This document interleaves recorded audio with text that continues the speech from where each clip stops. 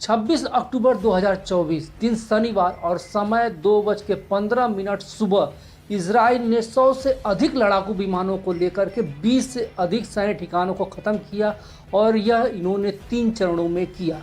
पहले चरण में उन्होंने जो ईरान का एयर डिफेंस सिस्टम था उसको ख़त्म किया और दूसरा यह किया कि उन्होंने ड्रोन और मिसाइल के जो लॉन्चिंग पैड थे और जहाँ पे निर्माण होता था वहाँ पे उन्होंने उसको ख़त्म कर दिया।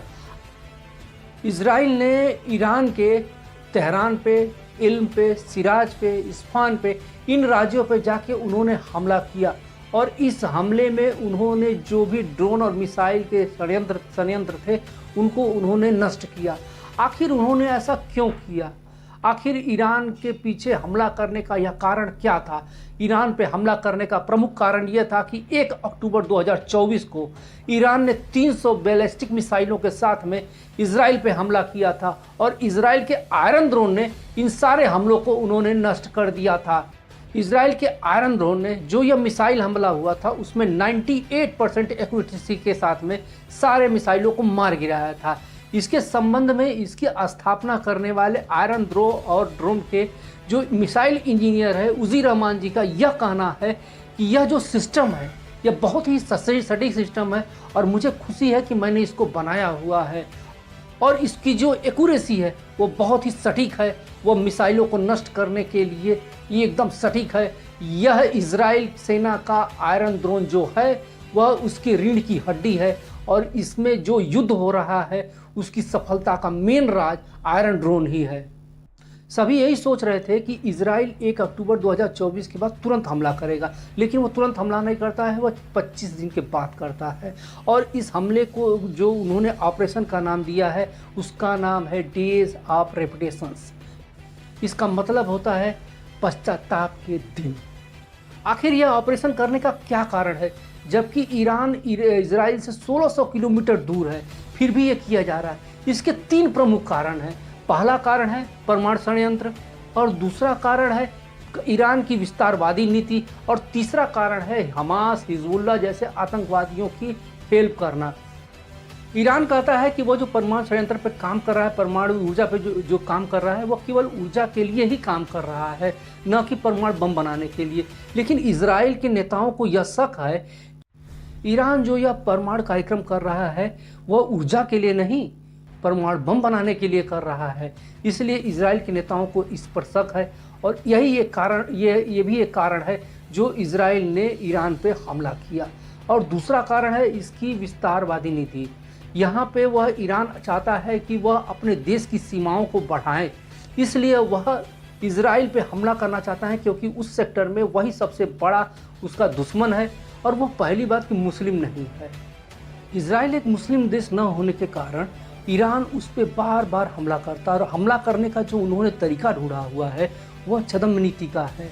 और उसमें वो क्या करते हैं कि हिजबुल्लाह और हमास को सपोर्ट करते हैं और इन लोगों को हर प्रकार से वो सहायता देते हैं जिससे कि वो लोग इजराइल पे हमला कर सकें। और यही हमला जो होता है 7 अक्टूबर का जो हमास के द्वारा किया जाता है, 7 अक्टूबर 2023 का दिन होता है जिसमें हमास इजराइल के लोगों पे एक बहुत ही बुरा हमला करता है जिसमें ईरान का सपोर्ट होता है। ईरान हिजबुल्लाह को भी अपना सपोर्ट करता है, इसीलिए इजराइल हमास और हिजबुल्लाह और हुती जितने भी विद्रोही हैं उन पे भी हमला करता है। इसके अलावा सीरिया को भी ईरान अपना हेल्प करता है और इसीलिए इजराइल उस पर भी हमला करता है। जब हिजबुल्लाह और हमास के नेताओं को चुन चुन के इजराइल ने मारना चालू किया तो ईरान के ऊपर यह दबाव बना कि वह भी हमला करे। तो 1 अक्टूबर 2024 को 300 बैलिस्टिक मिसाइलों के साथ में वह इजराइल पे हमला करता है और हमला करने का जो रिटेलिएट है वो शनिवार को किया जाता है। इस पे अमेरिका का क्या कहना है? इस पर दुनिया के चाचा चौधरी अमेरिका का यह कहना है कि ये जो हमला किया गया वह सही है, इजराइल के द्वारा किया गया हमला यह एकदम करेक्ट है, इसकी जानकारी हम लोगों को पहले से थी। अगर ईरान इस पे दोबारा हमला करता है तो हम उस पे बहुत ही कड़ी कार्रवाई करेंगे, इसलिए ईरान हमारे पे हमला न करे, इजराइल पे हमला न करे। अगर ईरान यह चाहता है कि गाज़ा और लेबनान में शांति हो तो जो 100 लोगों को हमास ने बंधक बनाया हुआ है उनको वह जल्दी से जल्दी छोड़ दे, तो इसके बाद यह युद्ध बंद हो जाएगा और उनके परमाणु संयंत्रों पे और ऊर्जा संयंत्रों पे कोई भी हमला नहीं किया जाएगा। मित्र, अगर सीधी सीधी बात अगर यह कही जाए कि वह बंदर और वो दो बिल्लियों की जो कहानी थी सेम वैसी है कि भाई तूने एक झापड़ मुझको मारा तो मैंने तुझको एक झापड़ मारा, अब बात बराबर हो गई, अब कोई किसी पे हमला नहीं करेगा। लेकिन मित्रों, ये कहानी नहीं है, यहाँ पे बहुत सारे लोगों ने अपने बलिदान दिए हुए हैं। एक विचारधारा और एक क्षेत्रवाद के लिए न जाने कितने लोग आज अपनी बलिदान दे रहे हैं, कितने मासूम बच्चे मारे जा रहे हैं, कितनी महिलाएं मारी जा रही हैं, कितने लोग मारे जा रहे हैं। यह मास लेवल पे डिस्ट्रक्शन हो रहा है, मास लेवल पे ये हत्याएं की जा रही हैं।